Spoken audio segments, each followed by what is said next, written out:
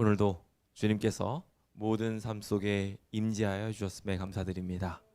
우리의 삶을 지키시고 이곳까지 인도하신 주님께서 우리의 삶에 늘 곁에 계셨음을 믿고 의지한다면 일이 아무리 바쁘고 힘들어도 우리의 삶 속에 주님이 함께 계시다는 것을 한 번씩 돌아보고 주님 뜻대로 살아보겠다고 한 번씩 또 이렇게 우리의 뜻을 표현하고 또 활동할 수 있지 않을까 싶습니다. 참 바쁜 삶이지만 이 바쁜 삶 중에도 우리의 삶이 주님의 사역을 향하여 한 걸음씩 나가게 되는 아름다운 기적이 있게 되기를 소망해 봅니다. 에스겔, 그도 굉장히 바쁘고 힘든 삶을 보냈을 것입니다. 그가 신분이 제사장이었다면 제사장으로서 주님의 일을 맡아서 운영하는 일에만 매진할 수 있었겠지만 그는 그럴 수 없었습니다. 그는 정말 바빴고 노예 신분으로서 모든 일들을 다 수행할 수밖에 없었습니다. 그런데 말입니다. 그럼에도 불구하고 그는 하나님의 일을 결국 하기로 결심합니다. 그의 삶이 잘못하면 죽임을 당할 수도 있는 방향으로 이끌어질 수도 있었지만 그는 주님의 사역을 향하여 자신의 삶을 내어 던집니다. 그가 두렵고 힘들었지만 그런 상황 중에도 심지어 이스라엘 백성들은 호응조차 안 해주고 있는 상황에서 주님의 거룩한 성전, 주님을 향한 거룩한 예배가 다시 회복되기를 바라는 마음으로 끝까지 그는 주님의 사역을 감당했습니다. 오늘 우리도 그와 같은 마지막 시대를 맞이해가는 사람들로서 바쁘고 힘든 상황 중에 놓여 있는 것이 분명합니다마는 사단도 그것을 자꾸 조장해서 우리가 주님의 일에 매진하지 못하도록 만들려고 하지만 그 가운데 주님을 향한 목적을 깨닫고 주님을 향하여 열정적으로 움직이는 거룩한 주의 백성 되시길 예수님의 이름으로 축원드립니다. 오늘 우리는 멸망을 증거하는 선지자의 몸짓이라는 제목을 가지고 에스겔 4장과 5장에 있는 말씀을 함께 나누어 보려고 합니다. 먼저 이사야서 43장 7절에 있는 말씀을 함께 읽어보도록 하겠습니다. 함께 읽어볼까요? 시작. 내 이름으로 불려지는 모든 자 곧 내가 내 영광을 위하여 창조한 자를 오게 하라. 그를 내가 지었고 그를 내가 만들었느니라. 하나님께서는 하나님의 백성들을 창조하시면서 하나님의 영광이 드러나도록 창조하여 주셨습니다. 아담과 하와가 그렇게 하나님의 형상을 닮았고 그 형상을 이어받은 우리도 주님이 선택하셔서 그 영광을 위하여 창조하였다고 분명하게 말씀하고 계십니다. 우리의 삶의 목적은 주님께 영광을 돌리기 위함입니다. 다름 아니라 하나님께 영광이 된다는 것은 얼마나 대단한 일인지요. 생각을 해보십시오. 그냥 아무것도 아닌 사람에게 영광이 되기 위해서도 아주 특별한 업적과 기념비적인 무슨 일이 필요한데 하나님께 영광이 되어야 합니다. 주님께서는요 그 귀한 역할에 우리를 선택하여 주셨습니다. 하나님께서는 그 일을 기대하고 지금 우리를 바라보고 계십니다. 그리고 그렇게 우리를 지금도 도와주고 계십니다. 우리의 삶이 주님께 영광 돌릴 수 있는 멋진 삶이 될 수 있게 되기를 예수님의 이름으로 축원드립니다. 이스라엘 백성도 그렇게 영광을 위하여 창조되었습니다. 그런데 안타깝게도 이 영광스럽게 창조된 이들이 보이는 모습들은 안타깝게도 그 영광과 거리가 멀었습니다. 그들은 자기네들끼리 화목하고 행복하게 지내려는 생각을 가지지 못하고 자기네들끼리 경쟁하고 다투며 싸우느라고 정신이 없었습니다. 이웃 사람들한테 사랑을 나누어 주어야 할 그들이 이웃 사람들을 멸시하고 그들과 나는 특별한 그들과 나는 관계로 묶일 필요 없으면 나는 특별한 종족이야 라고 스스로를 정의해서 분리시켜 버리곤 하였습니다.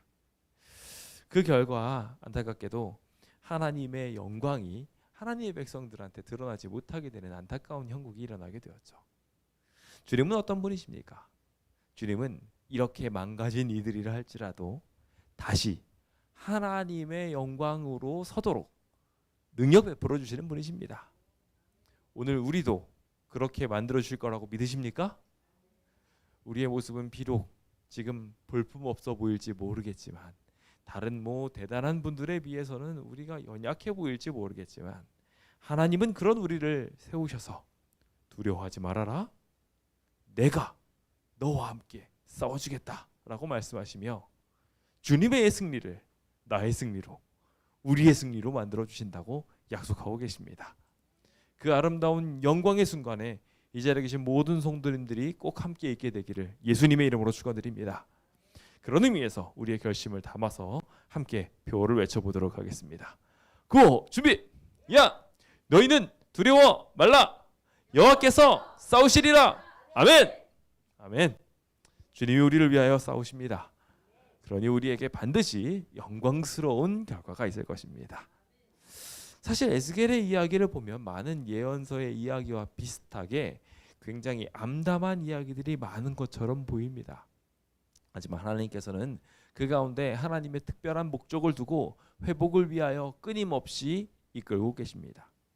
오늘 우리가 살펴보게 되는 4장과 5장에 등장하는 이야기도 상징적으로 묘사된 예루살렘의 포위의 이야기와 그 징조들을 해석하는 가운데 나타나는 여러 심판의 기별들을 담고 있지요.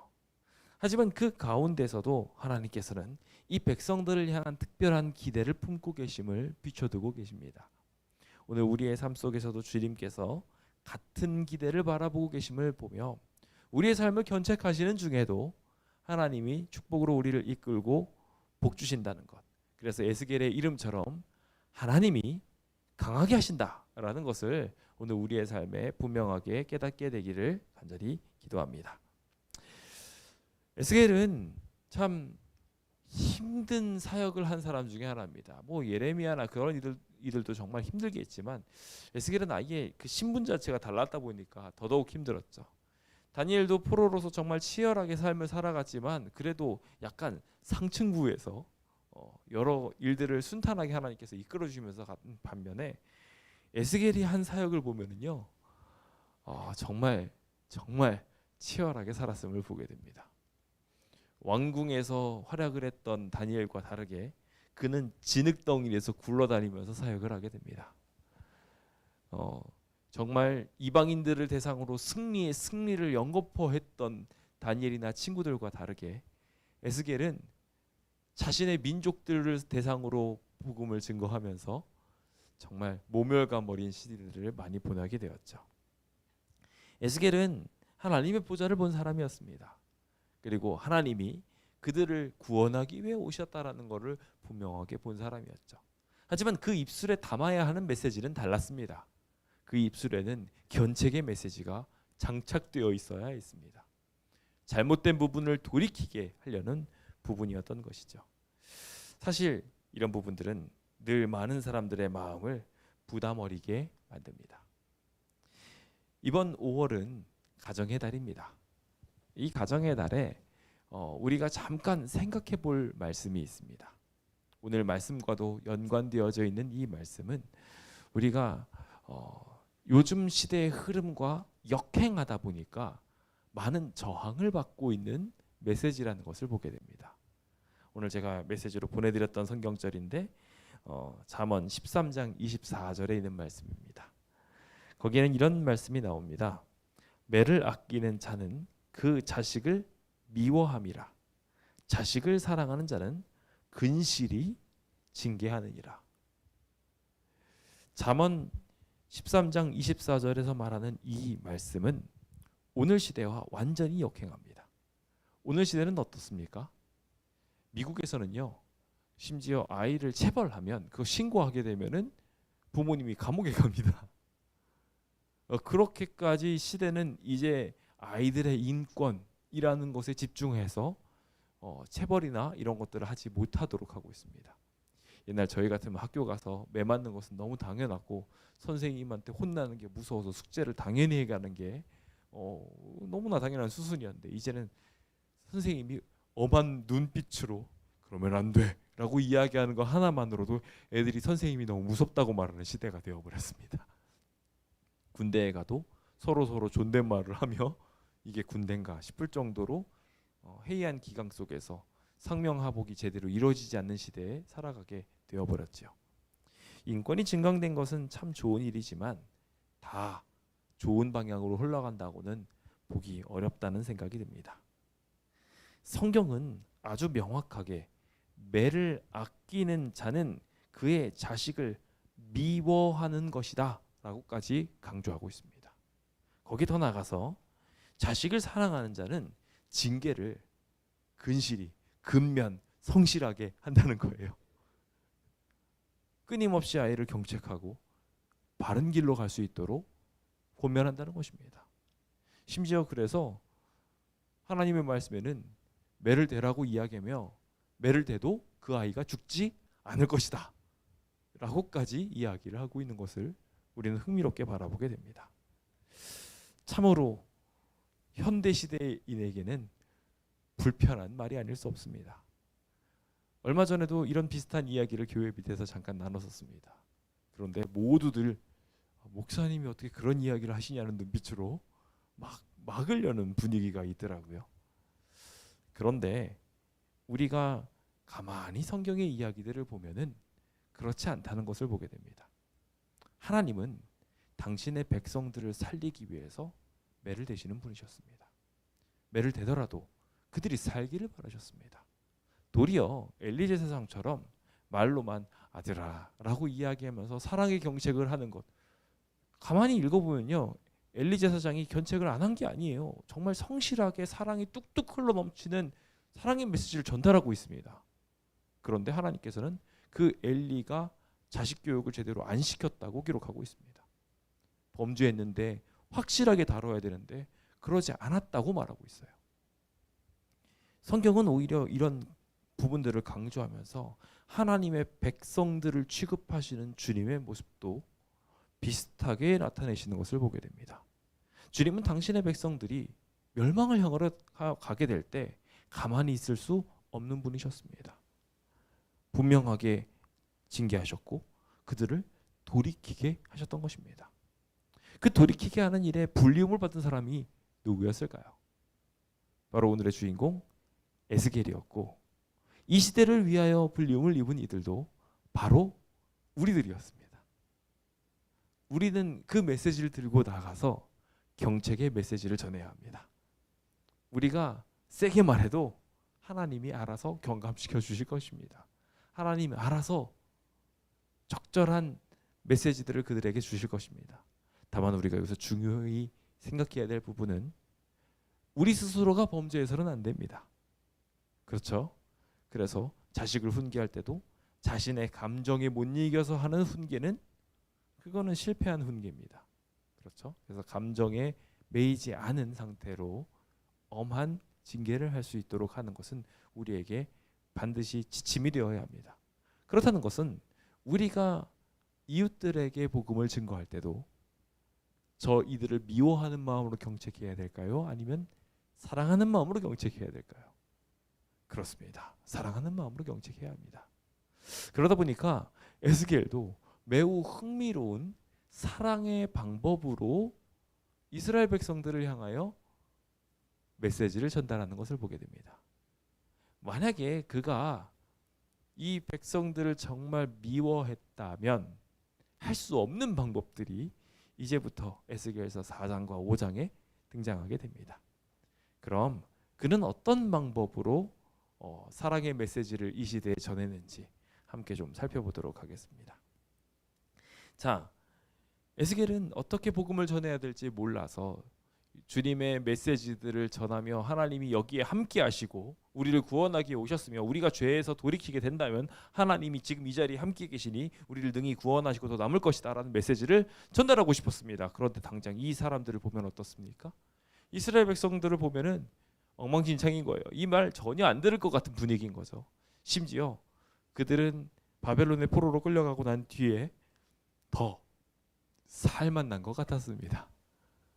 더 이상 하나님 눈치를 안 보고 마음껏 살아가는 그들의 모습을 보면서 이스라엘 백성들이 오히려 자유로워졌다는 느낌까지도 받게 되는 에스겔의 심적 부담이 있었죠. 그러다 보니까 7일 동안이나 처박혀가지고 말씀을 안 전하려고 애를 썼었습니다. 네, 그런 그에게 주님께서는 다시 임하셔서 격려하시고 하나님의 보좌를 보이시며 특별한 사역을 하게 하셨는데, 가서 그들에게 저주를 내뱉어라가 아니라 그 저주의 메시지, 경책의 메시지를 전하기 전에 그런 특별히 어떠한 한 사역들을 행했어야 했음을 보게 됩니다. 하나님도 우리를 사랑하시기 때문에 우리를 향하여 무언가 메시지를 전달하시기 전에 이와 같이 스스로 본인이 큰 짐을 지곤 하십니다. 여기 에스겔은 어떻게 하게 하였을까요? 주님께서 명령하십니다. 1절에 보시면은 도판을 가져다가 그것을 내 앞에 두라고 했습니다. 이 도판은 이 백성들한테 굉장히 익숙했습니다. 왜냐하면 이것을 가지고서 여러 가지 것들을 만들고 했기 때문에 이 벽돌, 이 흙 진흙으로 만들어진 이 벽돌은 그들이 노동을 하는데 기본적으로 사용하는 것 중에 하나였습니다. 이 고대 지방의 건물을 지을 때 사용하는 이것은 진짜 굉장히 많은 분야에 사용되는데, 흥미롭게도 거기에다가 한 가지 더해서 종이 대용으로 글을 쓰는 데도 사용하게 됐습니다. 그래서 점토 서판이라고도 하지요. 그래서 두 가지 의미를 다 가지고 있었습니다.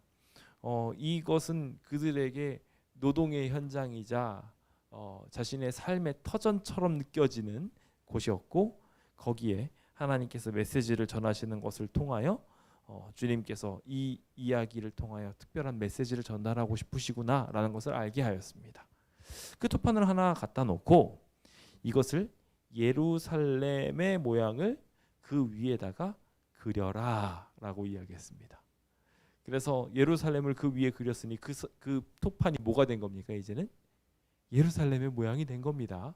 그래서 예루살렘 모양을 딱 두고 그것을 막대기를 막 세워가지고 두고 사다리도 세워가지고 흙으로 언덕을 쌓고, 그래서 마치 애들이 소꿉놀이 하는 것처럼 예루살렘 성이 침범을 당하고 있는 것처럼 이렇게 쫙 만들어 놓으라고 했습니다. 그리고 철판을 가져다가 성읍과 성읍 사이에 두어서 철벽으로 만들어 놓고 성을 포위하는 것처럼 만들어서 이 모양을 구성하라고 말하고 있습니다. 흥미로운 모습입니다. 생각을 해보십시오. 한참 쥐죽은 듯이 며칠 동안 두문불출했던 사람이 정신 나간 것 같이 있더니 갑자기 와가지고 아이들 같은 장난을 하기 시작하는 겁니다. 그런데 그것에 이 사람 도대체 뭐 하는 거지 하는 생각으로 딱 와보니까 위에 예루살렘의 모양이 그려져 있고, 그리고 그것이 포위되어 있는 모습을 보게 되는 겁니다. 사람들이 지나다니면서 이 모습을 계속 보게 됩니다. 이 모습을 보게 되면서 그는 아주 흥미로운 것을 또 보이게 되는데, 왼쪽으로 들어 누워서 이스라엘 백성의 죄악을 짊어져라 라고 이야기합니다. 뭐라고요? 왼쪽으로 누워서 이스라엘 족속의 죄악을 짊어지라고요. 그러니까 지금 이 에스겔한테 메시지를 세게 전하게 한 게 아니라 이 에스겔이 죄를 대신 짊어지도록 하신 거예요.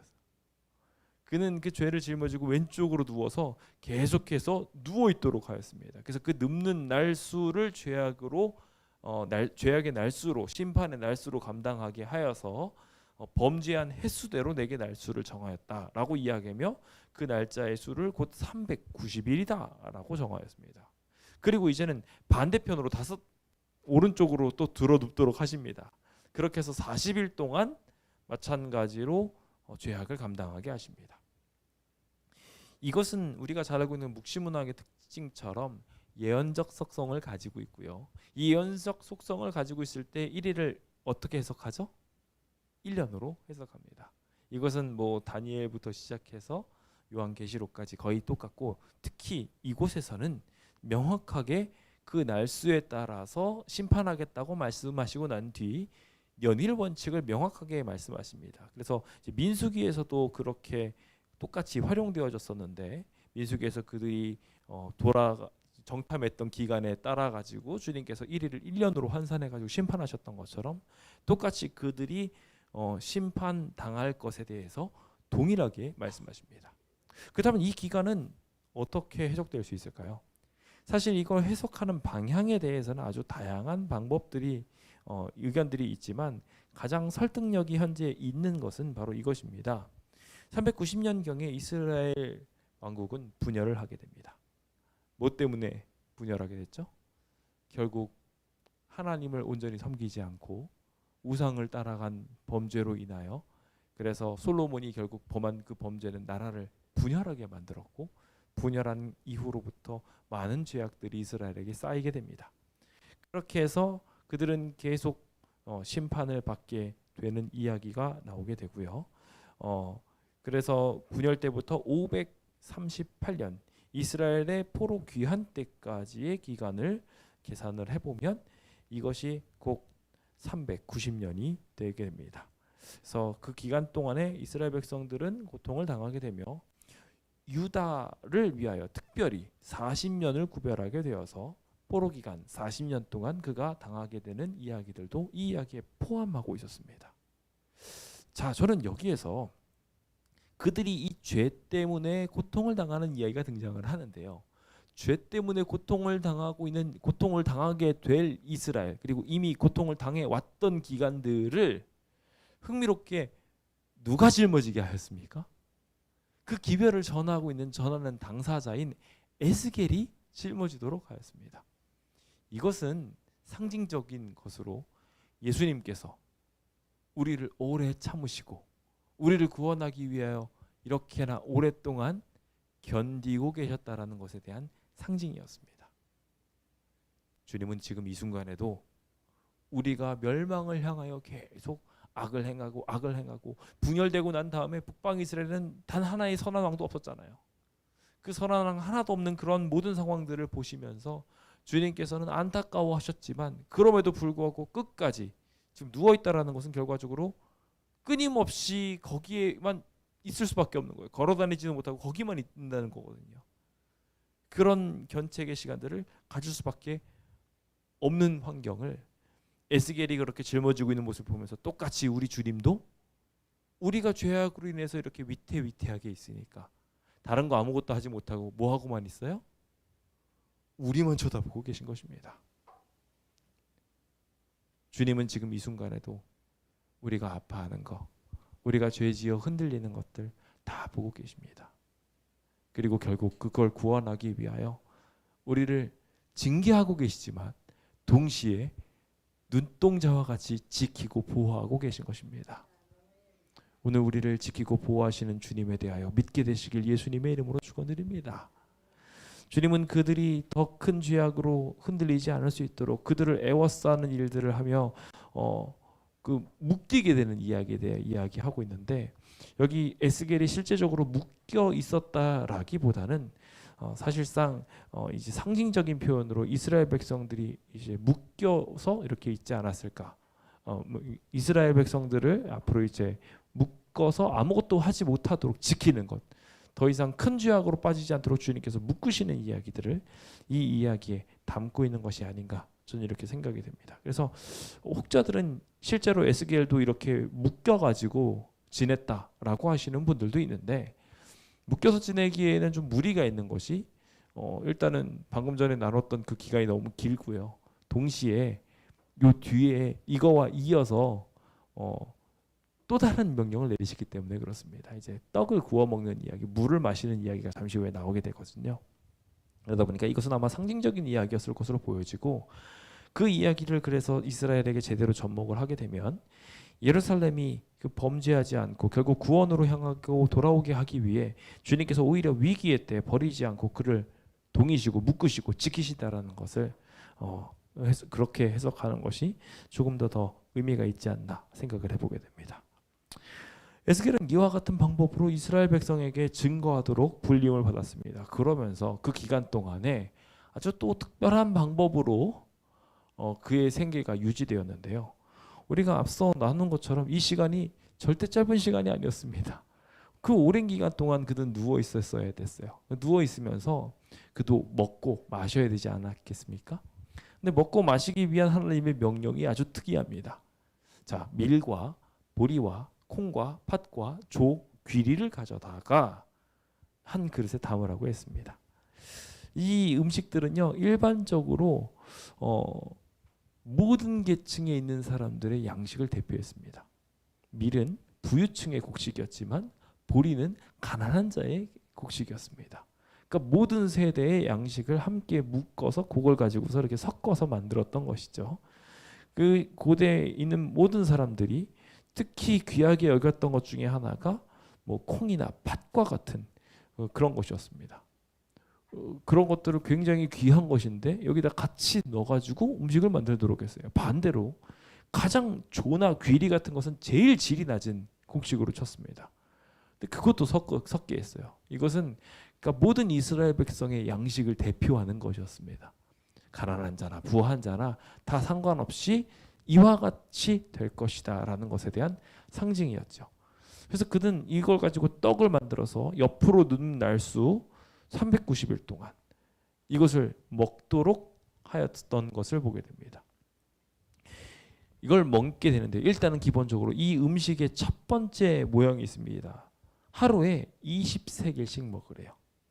한 세겔은 11.4g입니다. 그렇다면 하루 동안에 먹는 양이 228g밖에 안 된다는 거예요. 그러니까 이게 양이 많은 건가요? 적은 건가요?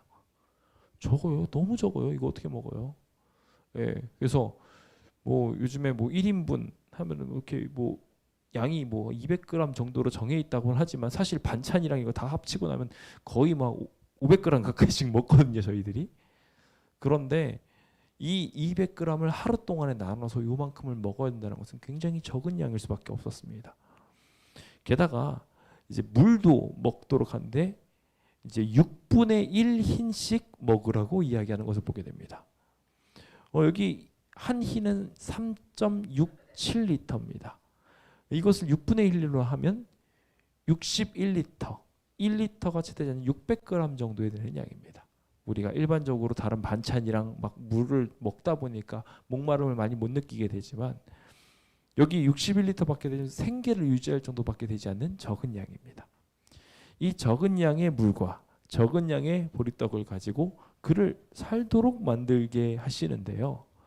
일단 이 적은 양을 먹는 것만으로도 충격적인데 거기서 끝나지 않고 뭘 하게 하셨냐면 사람들의 목전에서 인분을 가져가다가 인분이 뭔가요? 우리 애들이 좋아하는 말 있죠? 똥이요. 사람이 변을 본 그걸 가져다가 구워가지고 피워서 구워서 먹으라는 거예요. 어땠을까요?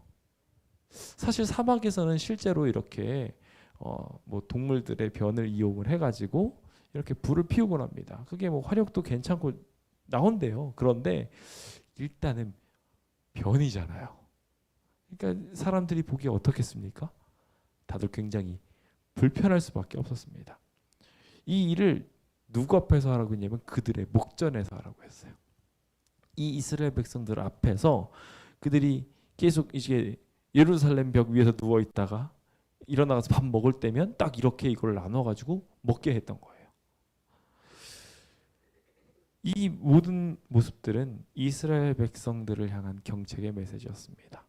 그들이 결국 이와 같이 부한 자나 가난한 자나 음식이 부족하게 되고 그리고 그 음식을 먹음마저도 범죄함 가운데서 먹고 있었음을 말하고 있는 것입니다.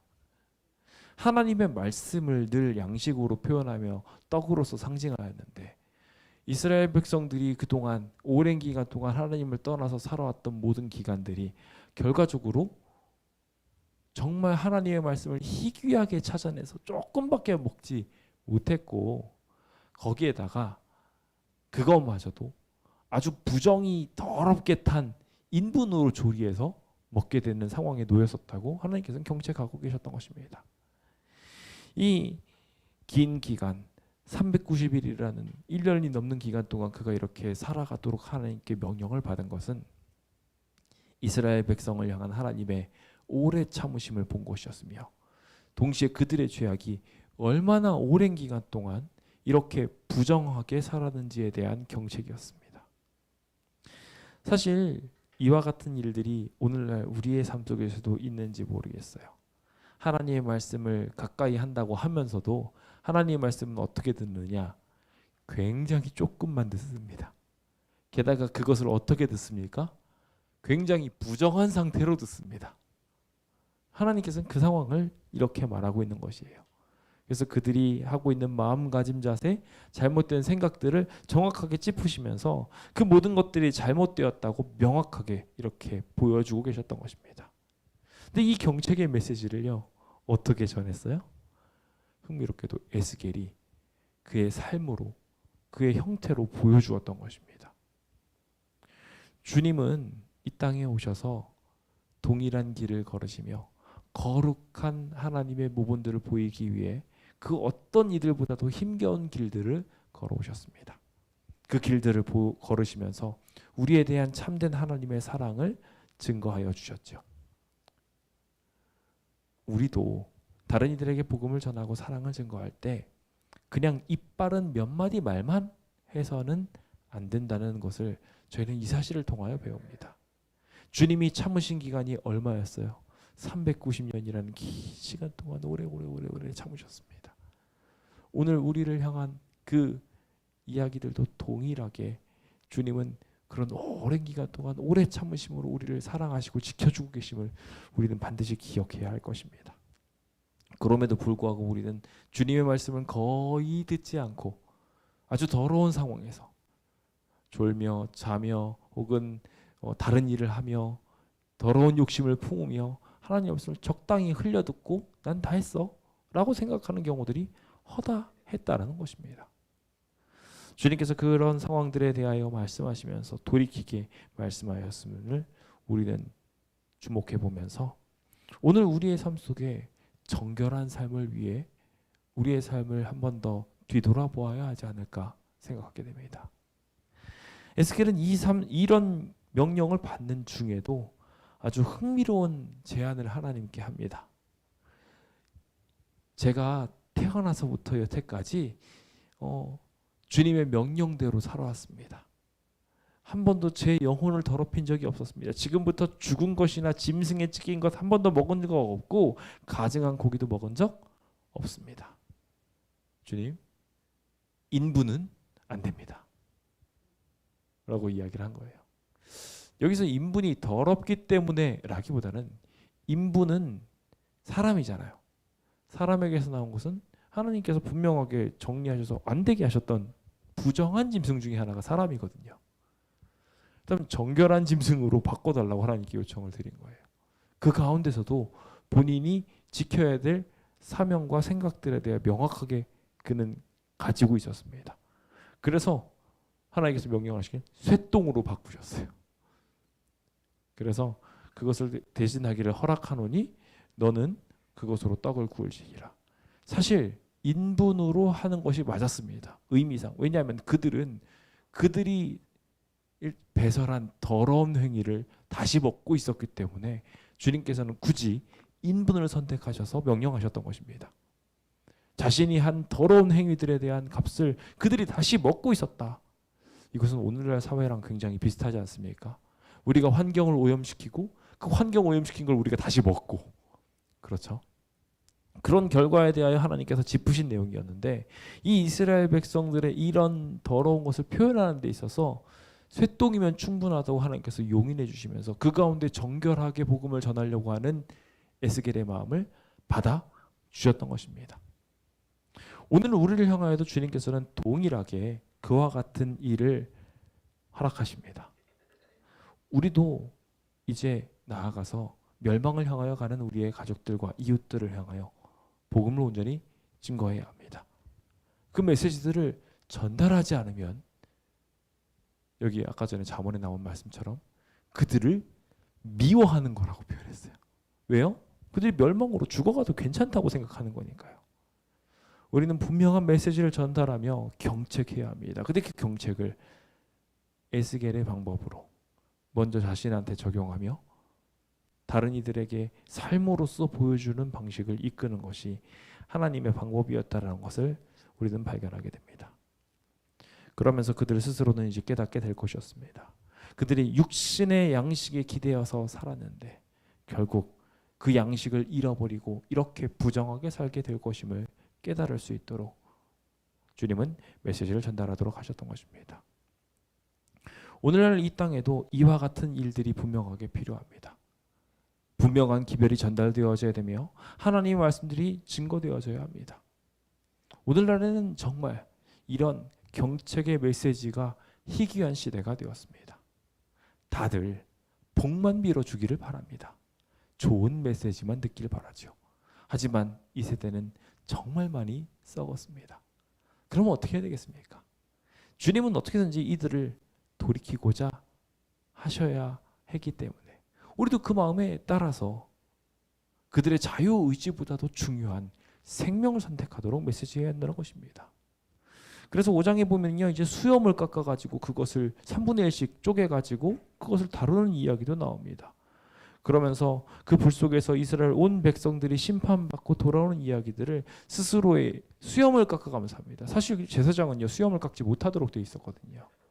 그런데 그런 일들을 통하여 분명한 메시지를 보내도록 하였고, 이방인들보다 더 악행을 하고 있는 그들의 모습을 보면서 그 모습에 대한 명확한 표현들을 주기 위해 내가 너네들에게 율법을 주어서 더 은혜롭게 살게 하려고 했는데 오히려 너희들은 왜 떠나고 있느냐? 라고 이야기하며 심지어 이방인들이 세운 하나님의 법보다도 미진한 법조차도 그들이 안 지킨다 라고 이야기하며 하나님께서는 영광으로 창조된 이들이 오히려 망가지게 되었음을 이야기하며 그 반역의 대가로 그들이 결국 심판받을 수밖에 없음을 분명하게 증거하며 주님께서 이 모든 심판을 주심으로 이 모든 이들이 결과적으로 그 심판에 맞게 분을 경험하게 될 것에 대해서 기록하고 있는 것을 보게 됩니다. 저는 근데 하게 만들겠다고 이야기하면서 이 모든 심판을 베푸는 그 수염에 대한 이야기를 정리 메시지를 전하는데요. 내 노가 다한즉 13절이죠. 그들을 향한 분이 풀려서 내 마음이 가라앉으리라. 주님께서는 결국 그들을 향하여 이 모든 죄악에 대한 것들을 다 깨우치시고 난 뒤 그들 스스로가 하나님이 우리를 얼마나 열심히 사랑하시는지, 그래서 내 분이 그들에게 다한즉 나 여호와가 얼마나 열심히 그들에게 이 말을 전했는지에 대해서 알게 될 것이다라고 이야기하고 있습니다. 이 상황은 결국 그들이 어느 순간에 마치 철이 들어서 깨닫게 된 것처럼 그들이 구원을 다시 경험하게 될 것을 명확하게 말하고 있는 것입니다. 주님께서도 이와 같은 메시지를 증거하사 멸망을 향하게 하는 독한 화살 혹은 기근, 양식을 끊게 되는 많은 일들을 통해서 그들을 경책하시고 돌아오게 만드셨습니다. 차라리 너 밥 먹지 마라고 이야기하면서까지 이 아이가 제대로 밥 먹을 수 있도록 만들어 주었던 것입니다. 저희 아이들이 어렸을 때, 요즘에는 안 했는데요, 제 어렸을 때 했던 게 하나가 있습니다. 애들이 밥을 안 먹으면요, 그날 밥을 더 이상 못 먹겠습니다. 간식도 안 줍니다. 그럼 그 다음날 어떻게 될까요? 배가 고파가지고 밥을 엄청 맛있게 먹어요. 하나님께서도 오늘 우리에게 이와 같은 교훈을 허락하사 진정한 삶과 회복을 이끌고자 지금도 엄한 교육으로 우리의 생명을 살리려고 하고 계십니다. 주님은 우리를 사랑하십니다. 그리고 그것을 행동으로 증명하시죠. 오늘 우리도 마찬가지로 그것을 행동으로 증거하게 하며 행동으로 메시지를 전하고 모본으로 영광을 보이며 심판을 통해 만국에게 하나님이 얼마나 열심히 이 백성을 돌이키려고 애쓰시는지 증명하고 계십니다. 그 일의 중요한 역할을 바로 우리가 감당하고 있는 것입니다. 성도 여러분, 오늘 주님께서 우리를 향하여 열심히 복음을 증거하신 것처럼 우리도 우리의 가족들을 위하여 사랑의 메시지를 전해야 되지 않을까요? 5월 한 달이 이제 우리에게 주어졌습니다. 이 가정의 달, 우리의 가족들을 향하여 사랑과 은혜의 메시지를 전하며 경책의 메시지도 같이 전할 수 있는, 그래서 주님의 백성으로 돌아올 수 있게 하는 멋진 기적이 꼭 이루어지므로 에스겔이 했던 사역이 그 당시에는 무용지물처럼 보였지만 결과적으로 이스라엘 백성을 무장시켜 돌아오게 하였던 것처럼 오늘 우리 성도님들의 가정이 결국 주님의 목적대로 모든 가족들을 구원하기에 이르게 되기를